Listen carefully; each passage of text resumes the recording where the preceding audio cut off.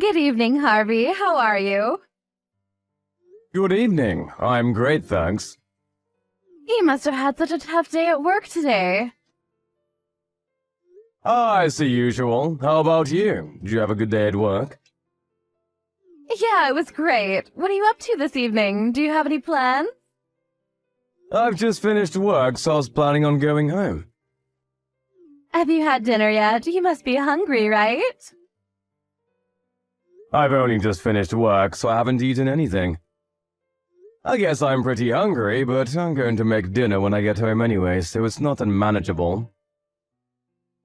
Well, I'm free tonight. If you like, we could go out and have dinner. Do you remember the place by the station I told you about when we were on our date the other day? Well, I found a new French restaurant nearby. It looks lovely, and I can't wait to try it out.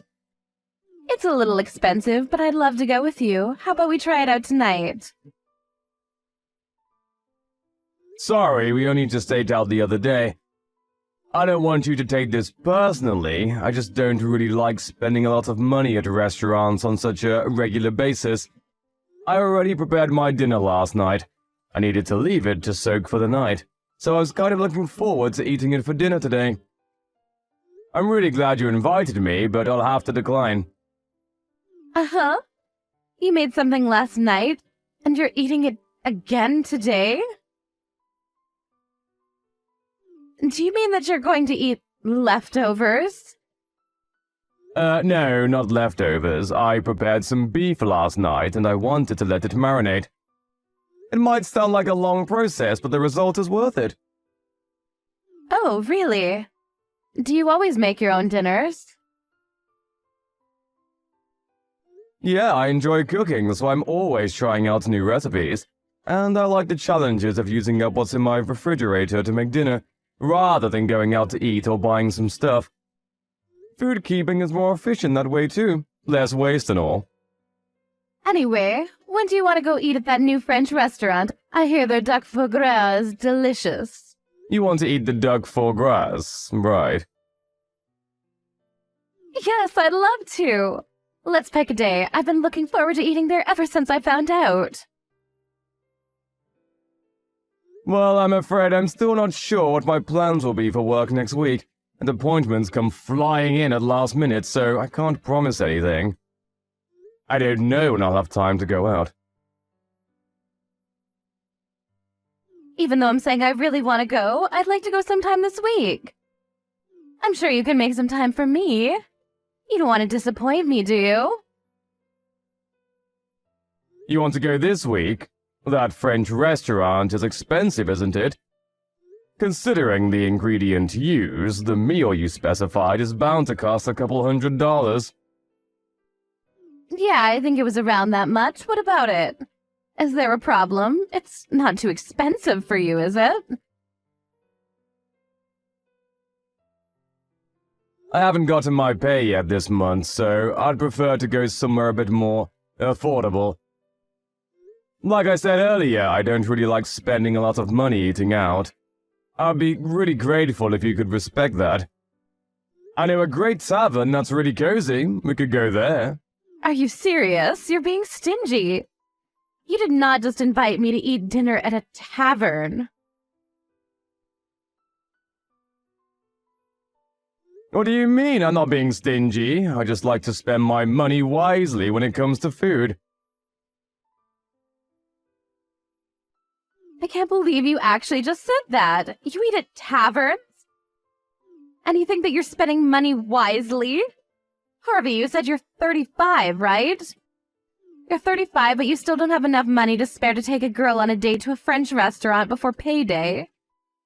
Clearly that's because you haven't been spending your money on stuff that's worth it up until now. So you want me to pay for the entire meal again, don't you?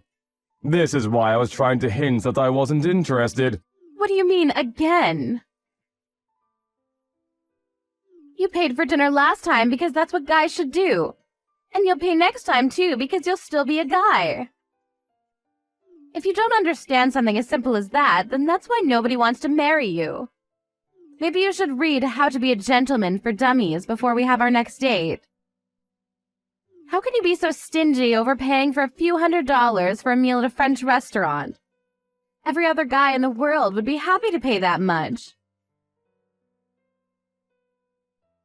I had such high expectations for you, but now I'm really disappointed. I can't believe you turned out to be such a Scrooge. You're a waste of my time and a piece of crap for denying me one lousy dinner at a French restaurant. Sorry I couldn't match up to your impossibly high expectations. I should have realized that you were no good when we went to that Italian restaurant on our date the other day. I was glad that you agreed to the restaurant that I wanted to go to. But you chose the cheapest course, didn't you? I checked the price on the website when I went home that night. It was the second to last option on the menu. It's a universal rule that restaurants put their cheapest options at the bottom of the menu. Why would you do something that cheap on our first date? But you didn't even eat that course, so what's the problem? The second we sat down at our table and heard the waiter explain the course, you told me that you couldn't eat a lot, and asked me to change the option to a smaller but more expensive course. I'd already made reservations, so I had to pay extra for the course that you asked for.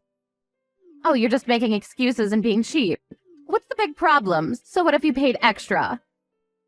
Do you really think that you can find someone who'll marry you if you say stuff like that? You want to marry me, don't you? But at this rate, I don't think I'm hooked. My impression of you is only getting worse and worse. You'll have to do a bit better than that, or you'll lose all chances of getting married. Ever. So let me give you a hint. You should never invite a woman to eat at a tavern ever again. That kind of place is for poor people. Why does it matter whether someone eats at a tavern or not? If it tastes good and I like the atmosphere, who cares how much the food costs? That's not the problem. The problem is that I deserve more than just a dinner at a tavern. You can't make me eat somewhere so common. Do you understand how embarrassing it would be for me if someone caught me eating in a place like that? I graduated from a famous private college and I'm working in a major company as a private secretary. I'm the best at what I do, and want me to leave my career to be a housewife for you, you'll have to provide more than that. You need to put effort into making me feel like a princess, do you understand? No, I don't understand. And I didn't know that you were so obsessed with wealth and with how other people see you. To be honest, I'm glad I found out before it was too late. You may have chosen to go out with me because I look cute, but you should know that I'm not just a pretty face. I have a wonderful character, too. But what about you? You're 35, you're not that bad looking, I guess. You can pass as average. But you're cheap and you like to nitpick about where you eat, and you like to cook. With your salary, you should have a maid for that. But no, you do it all yourself. What are you, an old woman? I was shocked when you told me that you didn't want to go out to eat before your payday, too. You should have enough money saved up now to go eat whenever you want. Why do you have a problem with spending money? I'm sorry, I didn't think you'd react this badly to how I spend my money and my free time. If you think that badly of me, then maybe we shouldn't talk to each other anymore. I'm not interested in going out to eat food with someone who'll insult me for how much I pay anyway. I want to enjoy my meals with someone, not impress them with a more expensive meal in a fancy restaurant.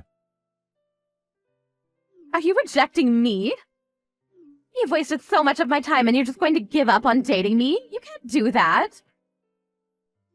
Well, I didn't mean to waste your time, but if that's what you think I've done, then maybe there's no saving this, or whatever this is. You're unbelievable. You don't understand how I feel at all. Can't you be a bit more sympathetic? Sorry about that. On top of that, you were saying at a speed dating party that you earn $100,000. Was all that a lie? Did you just deceive me so that you could date me?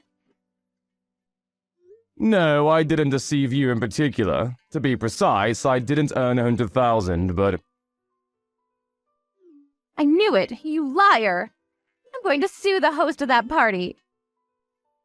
You should be more careful about who they allow to attend. I'll make sure you can never participate in another party like that ever again. And without speed dating, you'll never find someone to marry you. A liar like you doesn't deserve a second chance. You're already 35 and haven't already got a girlfriend, then you might as well give up. There's no hope for you. Nobody will ever want to be with you anyway. That's your punishment for wasting my time. You only get what you deserve. You say that I wasted your time, but we only had one date together after the speed dating event. And it's not like we spent a lot of time together that night either. We went out to eat at that Italian place and went home afterwards. You're talking as though we've been dating for weeks. Plus, you're the one to talk when it comes to age. You're older than me, aren't you? I can't believe you'd ask a girl how old she is. You're the most horrible person ever. I get it that you're not a gentleman, but don't you have any manners? A girl? If you think that I'm old, then I think I have the right to argue that you're too old to consider yourself a girl. You said you were working at the Morris Corporation, right? I think you said that you were a private secretary. Yeah, so what? What does that have to do with anything? I happen to know the senior vice president of that company. I got the chance to meet up and talk with him the day before yesterday. I heard some really interesting stuff. What? How on earth do you know him? Where could someone like you possibly have met him? He informed me that there was no private secretary called Isabel Smith working there. What does that mean? You went on and on about me lying to you about my salary, but you lied to me about what your position is. I'm not officially called a private secretary, but I do things that a private secretary is required to do. He can't have forgotten about me. You say that, but what kind of stuff do you do? You don't seem to have made a great impression on your VP. Well, for your information, I check schedules and prepare coffee for the people in the department. What else would a private secretary do? Really? I guess that's all you can be entrusted to do. What's so funny? Nothing. I just thought that it's interesting that you're doing stuff that's usually left to the newbies. I would have expected a private secretary to be more involved and carry out more personal tasks that need more attention to detail than remembering how many sugars your employee wants in his coffee. Are you looking down on my work? Don't be so rude. I'm proud of what I do. It may seem unimportant to you, but it actually makes a lot of difference. I don't deny that even the simplest and smallest jobs are all part of the bigger picture, but if that's all you do, then I have some doubt about whether you're the best. I asked him about you. Uh-huh? What did he say? He told me that he had heard a lot about you from your colleagues. Seriously? Has he been asking my colleagues about me? I wonder if he wants to go out with me. What else did he say? He says that you stand out a lot. He mentioned how you wear really flashy clothes, despite only ever working in the office. Yeah, well, I take care of the way I look. I'm always aiming to be my #1 self. Since I'm so pretty, I guess that means the guys can't keep their eyes off of me. He also told me that you used to be pretty, but now, because of the way you dress, even if you were in the sales department, it would be too embarrassing for the company to send you out to visit clients if you were dressed like that. He said that he thought you needed to be more aware of your own age. That's pretty much what you said to me, so how does it feel to have your poison spat back at you? What? He said that I'm embarrassing? Why would he say that? I thought you said he was interested in me. I never said that, you just assumed. Anyway, I was really surprised when I heard this, but I found out that you entered the company in the same year as the VP. You entered the company after graduating college, and if you've been working the same number of years as him, then... What about it? If that's the case, then it doesn't make sense. What doesn't make sense? Can you get to the point? Your age, or the age you announced you were at the speed dating party. You told me that you were 38. But the funny thing is, the senior vice president told me he was 45 just the other day. You were lying about your age, weren't you? He's just misremembering things. He didn't enter right after college. He was... Yeah, he told me that he went abroad for 2 years after college before entering the company. But even then, that means he's been working at Morris for 22 years. You entered at 21, so plus 22 equals a sad truth you tried to hide. dare you try to calculate a girl's age? Just how insensitive are you? You're not a girl anymore. If you at least owned your age, I would have had more respect for you. But instead, you just insulted me about my age and my spending habits. Even though every word would boomerang back to you. At first, you seemed nice, funny, and even smart. I wouldn't have cared if you had lied about your age, because I would have understood that it had really bothered you. I wanted to talk with you more, but you just lashed out at me for not taking you to a French restaurant. You didn't even thank me for paying for the meal. And more the last time we ate, so I don't think I'm interested anymore. Let's forget this ever happened and go our separate ways.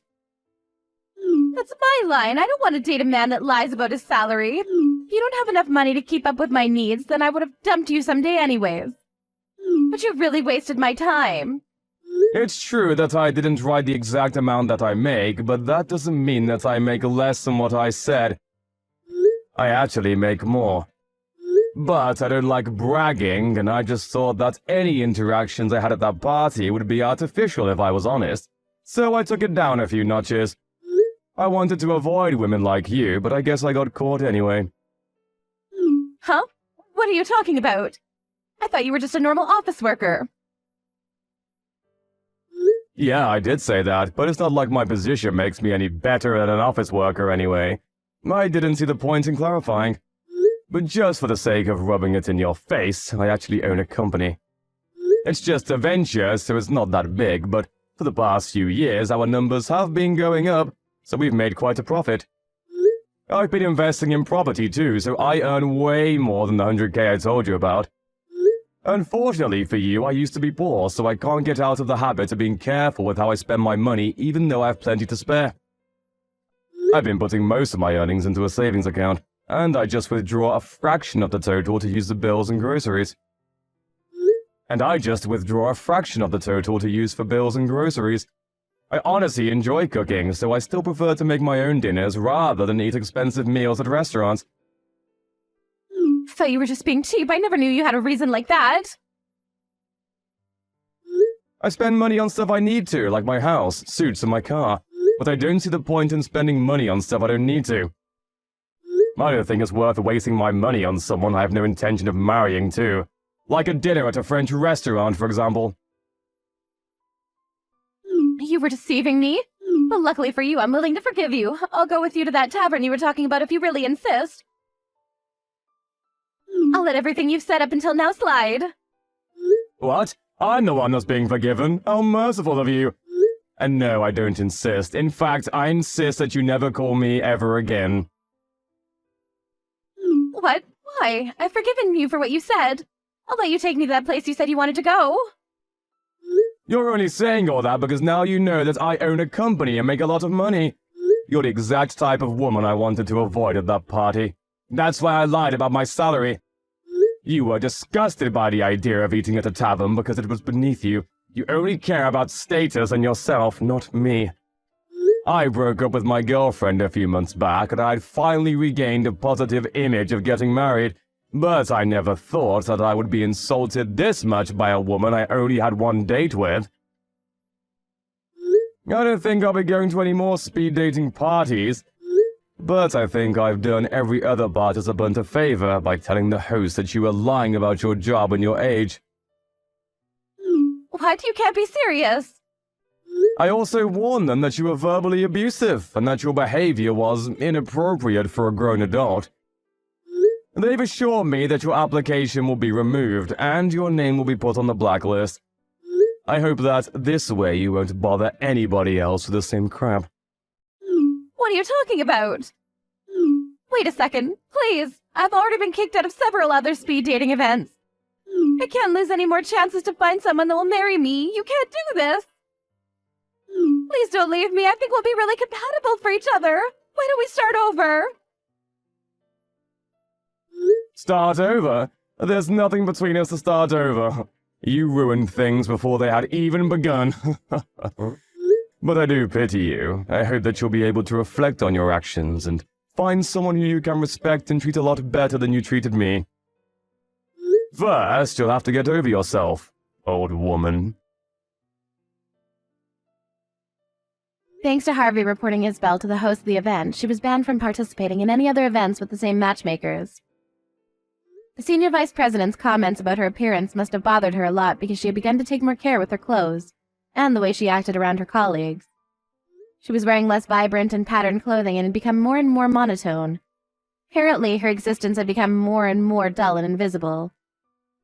Seems that she's putting a lot of effort into her online profiles on matching and dating apps, but considering her standards and her personality, it looks like she's having a lot of trouble finding someone who earns $100,000 annually. As for Harvey, he settled down with the next woman he met, who was also fond of cooking, and enjoyed eating out at places that were friendly and comfortable together rather than stiff black-tie restaurant. His business is on the rise, and he's looking forward to when his son or daughter will be born.